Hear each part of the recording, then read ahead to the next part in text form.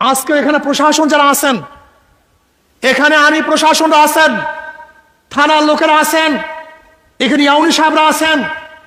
দেখেন, এই ফ্যাসিস্টের বিরুদ্ধে আন্দোলন করেছি, সংগ্রাম করেছি, রাস্তায় জীবনের মায়া ত্যাগ করে নেমেছি। দ্বিতীয় কোনো ডাকাতকে সৃষ্টি করার জন্য নয়, কোন চাঁদাবাজকে বাংলাদেশের জায়গা দেওয়ার জন্য নয়, অত্যাচার অবিচার করার জন্য নয়। আমি স্পষ্ট বলবো প্রশাসনকে, আমি শুনতে পেয়েছি এই হিজলার মধ্যে অনেক চাঁদাবাজরা চরের থেকে গরু চুরি করেছে, অনেক চাঁদাবাজি করেছে। আমি এখানে বক্তব্য দিয়ে গেলাম, যদি চাঁদাবাজকে আপনারা অ্যারেস্ট না করেন, তাহলে আমি কিন্তু ঢাকা হিজলার যারা প্রশাসন আছে তাদের বিরুদ্ধে কমপ্লেন করতে আমি বাধ্য হব কিন্তু ইনশাআল্লাহ।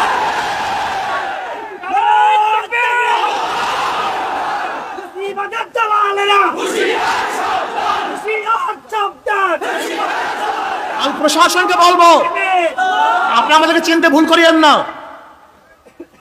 আমরা কাউকে ভয় করে কোনোদিন কথা বলি নাই। যখন শেখ হাসিনার প্রচন্ড দাপট ছিল, শক্তি ছিল, তখন রাজপথে আঙ্গুল ধুলিয়ে তার বিরুদ্ধে কথা বলেছি। এই জীবনের মায়া ত্যাগ করে তারপর রাস্তায় নেমেছি। আন্দোলন করবো আমরা, সংগ্রাম করবো আমরা, জীবন দেবো আমরা, পঙ্গু হবো আমরা, আর ডাকাত এবং চুরি করবো তোমরা। এটা সহ্য হবে না, করবো না ইনশাআল্লাহ।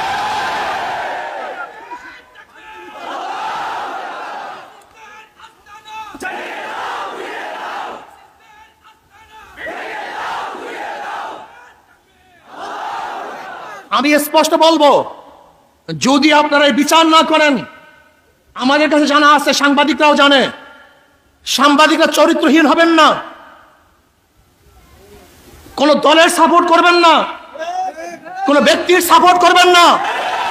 এই দেশকে সাপোর্ট করেন, এই মাটিকে সাপোর্ট করেন, জনগণকে সাপোর্ট করেন। আমরা সব চরিত্রহীন হয়ে গেছি।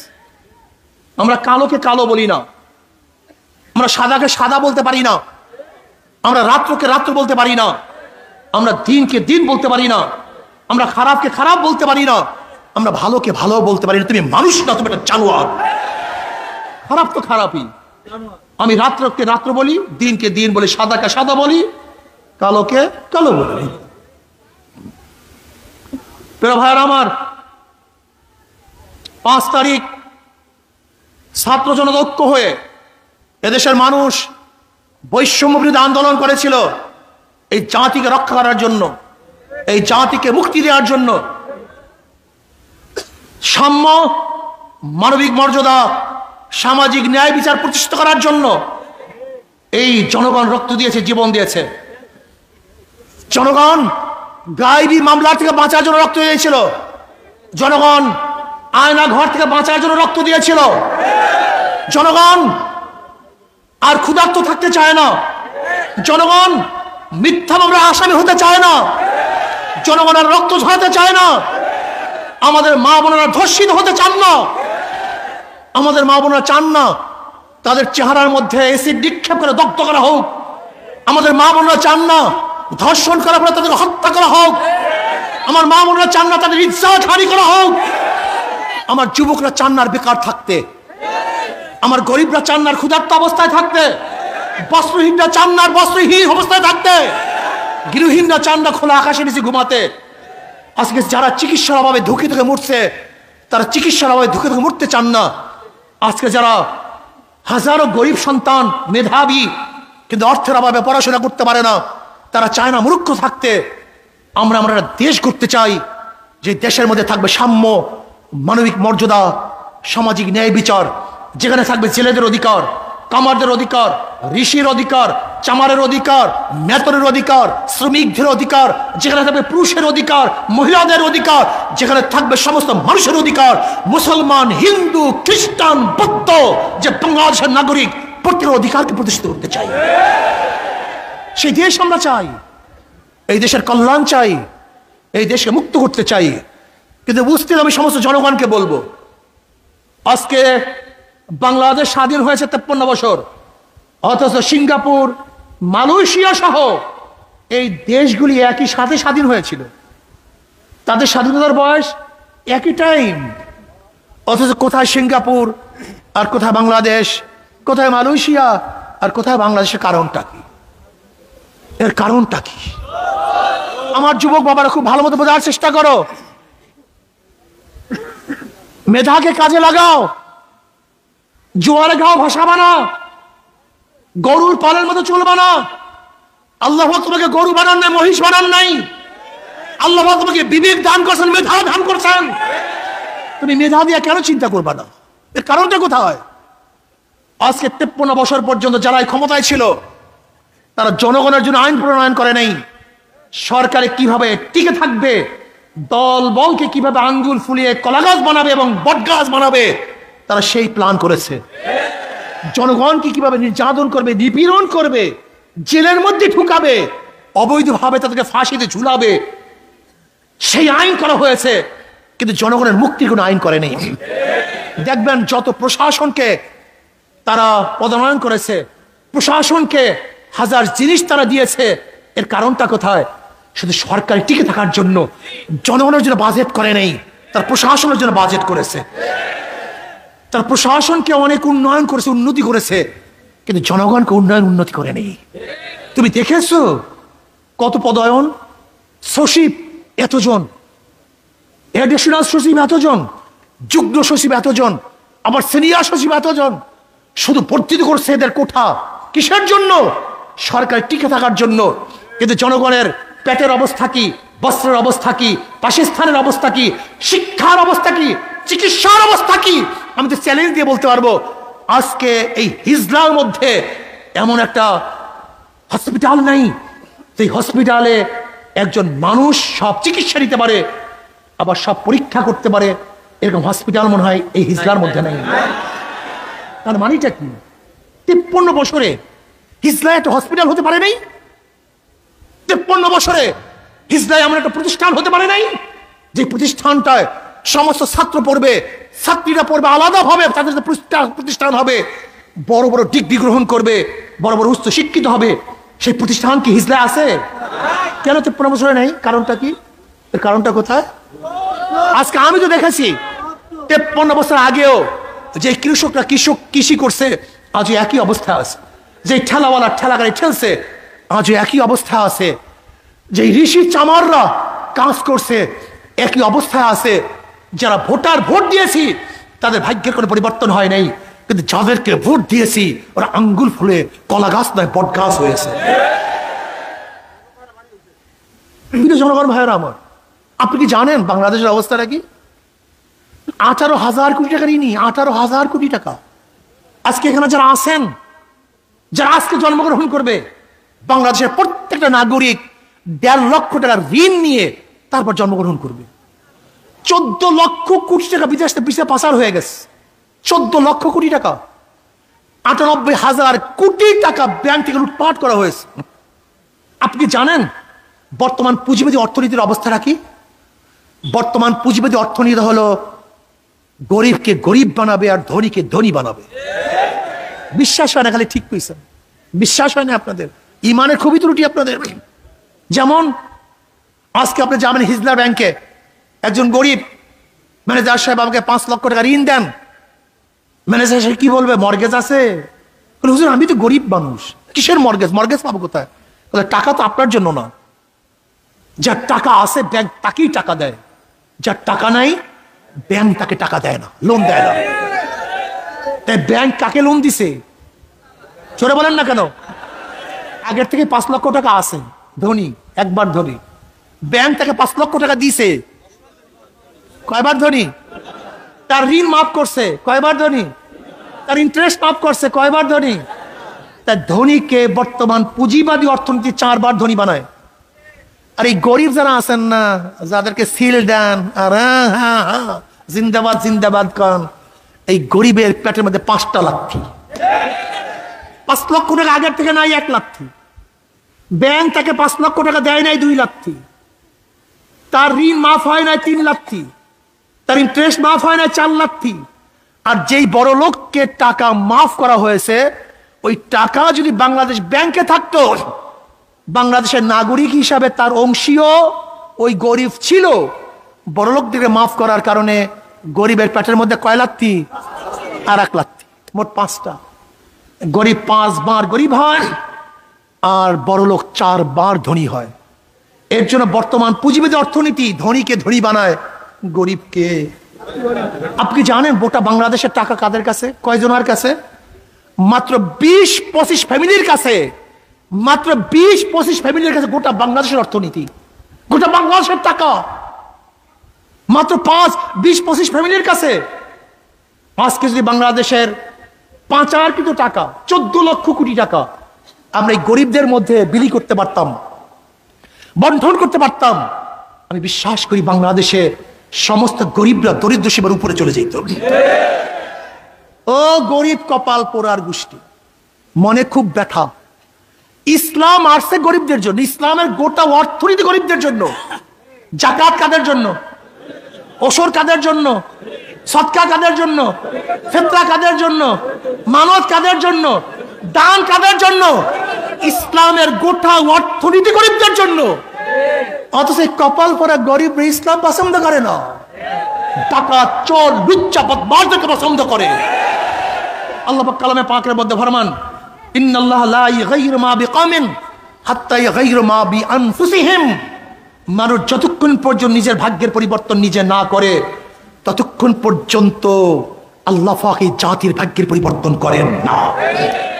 আমরা নেমেছি রাস্তায়, আল্লাহ পাক আমাদের ভাগ্য পরিবর্তন করে দিয়েছেন। ঠিক আপনারা আপনাদের ভাগ্য পরিবর্তন করার জন্য চেষ্টা করেন। 5 তারিখের পরে যারা লুট করছে, যারা গুম করছে, চাঁদাবাজি করছে, চুরি করছে, ডাকাতি করছে, ওদেরকে আর আমরা ক্ষমতায় আসতে দেব না ইনশাআল্লাহ। কি রাজি আছেন ইনশাআল্লাহ? ভাইয়ের আমার,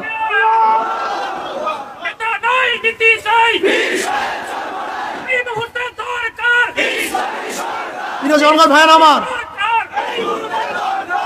জনগণ ভাইয়ের আমার, খুব ভালোভাবে শোনেন, শোনার চেষ্টা করুন, শোনার চেষ্টা করুন। আজকে 53 বছরেও মানুষের ভাগ্য পরিবর্তন না হওয়ার কারণটা কি?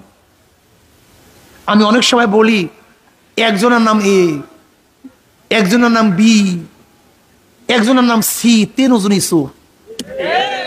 এ কি, বি, সি, 3টাই ক্ষমতা আছে। এ ক্ষমতায় কে?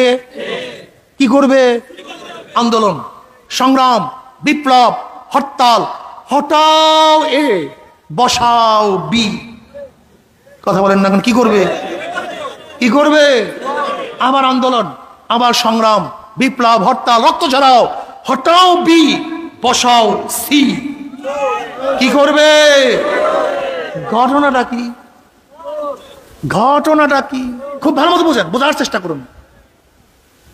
ওসি যায়, ঘুষ যায় না। কথা বলে না কেন? ডিসি পরিবর্তন হয়, ঘুষের পরিবর্তন হয় না। ডিসি যায়, দুর্নীতি যায় না। কারণটা একদিন চিন্তা করছেন? এই জন্য আমাদের শায়খ আমার কথা বলে, আমাকে প্রশ্ন করছে একজন ঢাকায় সাংবাদিকরা যে হুজুর আপনি এক সরকার কয় টার্ম চান? এক সরকার কয় টার্ম চান? অনেকে তো প্রস্তাব দেয় 2 টার্মের বেশি প্রাইম মিনিস্টার একজন হতে পারবে না। আপনি কয় টার্ম চান? 1 টার্ম না 2 টার্ম? আমি বললাম, ভাই যদি চোর 1 বছরও ক্ষমতায় থাকে 1 বছর চুরি করবে, আর যদি সৎ মানুষ 100 বছরও থাকে 100 বছর চুরি করবে না। চোর যদি 1 টার্ম থাকে, 2 টার্ম থাকে, ওরা চুরি করবে, ডাকাতি করবে। আর যদি সৎ মানুষ 100 বছর থাকে, কথা বলে না কেন? প্রমাণ কি? আমাদের চোরা বরিশালের মেয়র খোকন, আমাদের চোরা খোকন, ওই যে চুরি করিয়া ডাকাতি করিয়া মেয়র হইছে, নাম শোনেন না? চোরা খোকনের ক্ষমতায় ছিল কয়দিন মেয়রের? 8 মাস মাত্র। কয় মাস? পত্রিকায় দেখছেন চুরি করছে কত? 100 কোটি টাকা মাত্র 8 মাসে। তাও ভালো চোর এখন হইতে পারে নাই, রাস্তাঘাট চেনে নাই, দোকানদার চেনে নাই এখন পর্যন্ত। কথা বল, নতুন তো, নতুন চোর তো পুরাপুরি ঠিক পায় না কোন দরজা দিয়ে কোন জায়গায় চুরি আছে, কোন জায়গায় হাতটা দিলে বেশি পাবো। চোর নতুন, কিন্তু 8 মাসে কত টাকা? যদি 5 বছর থাকতো কয় হাজার কোটি টাকা চুরি করতো। তাহলে 1 টার্ম হোক, 2 টার্ম হোক, 1 দিন হোক, 5 দিন হোক, চোর থাকলে চুরি করবে। আর ন্যায়পরায়ণ সৎ মানুষ 100 বছর থাকলেও সে কোনোদিন চুরি করবে না। আসুন এবার আসুন, বুঝুন, বোঝার চেষ্টা করুন। মাদার গাছ লাগিয়ে আমের আশা করা যায় না, তেঁতুল গাছ লাগিয়ে মিষ্টি ফলের আশা করা যায় না। ডাকাত, চোর, বদমাশ, ধর্ষকদের মাধ্যমে কোনোদিন ধর্ষণ বন্ধ করা যায় না, ডাকাতের মাধ্যমে ডাকাতি বন্ধ করা যায় না, চোরের মাধ্যমে চুরি বন্ধ করা যায় না, সন্ত্রাসের মাধ্যমে সন্ত্রাসী বন্ধ করা যায় না। আসুন, শুধু নেতা নয়, শুধু নেতা নয়, নীতির পরিবর্তন করি, নীতির পরিবর্তন চাই। শুধু নেতা নয়, নীতির পরিবর্তন চাই। পীর সাহেব চর্ম নাই। আগামী নির্বাচনে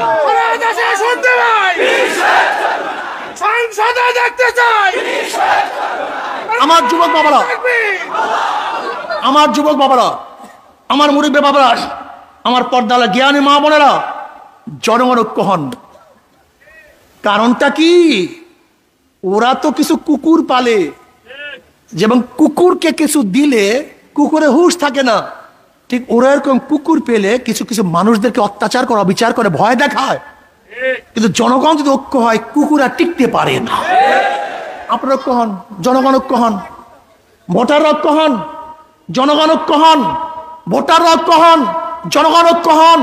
যেই দলের মধ্যে চোর আছে, ডাকাত আছে, গুন্ডা আছে, ধর্ষক আছে, চাঁদাবাজ আছে, ওদের কবরে ঠুক মারি ওদেরকে প্রত্যাখ্যান করলাম, বয়কট করলাম। আপনারা ঐক্য হন, আপনারা ঐক্য হন। যদি জনগণ ঐক্য হন, ছাত্র জনতা ঐক্য হন, যে এই বুলাদিতে, এই হিজলার মধ্যে কোনো চাঁদাবাজ দেখতে চাই না।